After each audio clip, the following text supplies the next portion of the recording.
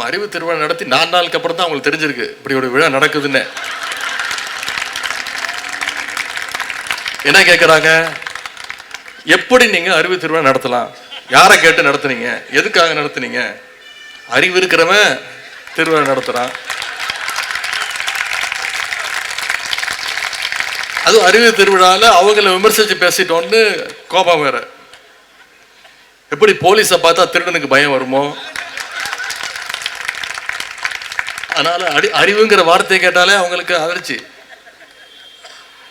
சுகாதார மேம்பாட்டை பற்றி பேசும்போது கிருமிகளை பற்றி பேசாமல் இருக்க முடியுமா? கிருமிகிட்ட எப்படி நம்ம விலகி நிற்கணுங்கிறதுக்காகத்தான் பேசினாதான் சுகாதார மேம்பாட்டை பற்றி நம்ம தெளிவாக பேச முடியும். அதுபோலத்தான் அறிவு திருவிழாவில் கொள்கைகளை பற்றி பேசும்போது கொள்கையற்ற கும்பலுடைய ஆபத்தை பற்றி இங்கே பேசியவங்க சில பேர் சுட்டி காட்டியிருக்கிறாங்க. இதையெல்லாம் நம்ம பொருட்படுத்த வேண்டிய அவசியம் இல்லை. திராவிட முன்னேற்ற கழகம் என்பதே ஒரு அறிவு இயக்கம். கழகத்தில் பயணிக்கிற ஒவ்வொருவரும் ஒவ்வொரு நாளுமே அறிவு திருநாள். குக்கிராமங்களில் கூட படிப்பகம் நடத்திய இயக்கம் நம்முடைய திராவிட முன்னேற்ற கழகம். சலூன் கடை, டீ கடை, சைக்கிள் ஸ்டாண்டுன்னு சாமானிய மக்களையும் அரசியல் பேச வச்ச இயக்கம் நம்முடைய திராவிட முன்னேற்ற கழகம்.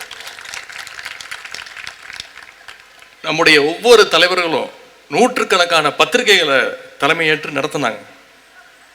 கழக முன்னோடிகள், முன்னாடி இருந்த முன்னோடிகளும் சரி, இப்போ இருக்கக்கூடிய அமைச்சர் பெருமக்களாக இருந்தாலும் சரி, சாதாரண நிர்வாகிகளாக இருந்தாலும் சரி, இன்னைக்கு வரைக்கும் புத்தகங்கள் எழுதிக்கிட்டு இருக்கிறாங்க. நம்முடைய கழகத்துடைய மேடைகள் ஒவ்வொன்றும் கொள்கை வகுப்பறைகள்னு சொன்னால் அது மிகையாகாது. கழகத்துடைய முதல் தலைமை அலுவலகம் பேர் அண்ணா வச்ச பேர் அதற்கு அறிவகம். அதன் பிறகு நம்முடைய கலைஞர் கட்சியினுடைய தலைமை நிலையத்தை கட்டினார், அதற்கு அவர் வச்ச பெயர் அண்ணா அறிவாலயம். இப்படி அறிவுக்கு முக்கியத்துவம் வந்துட்டு இருக்கிறதுனால தான் இன்னைக்கு திராவிட முன்னேற்ற கழகம் ஒட்டுமொத்த இந்தியாவுக்கும் ஒரு வழிகாட்டியான கழகமாக இயக்கமாக இன்னைக்கு நடைபோட்டு கொண்டிருக்கிறது. அதனால தான் அந்த உரிமையில தான் நாம் அறிவு திருவிழாவை நடத்துகிறோம். நாம் இப்போ அத்தனை பேருக்கும் வெறுப்படைஞ்ச அத்தனை பேருக்கும் ஒரு சவால் விடுறோம், நீங்களும் நடத்துங்க, நடத்தி காட்டுங்க பார்ப்போம்.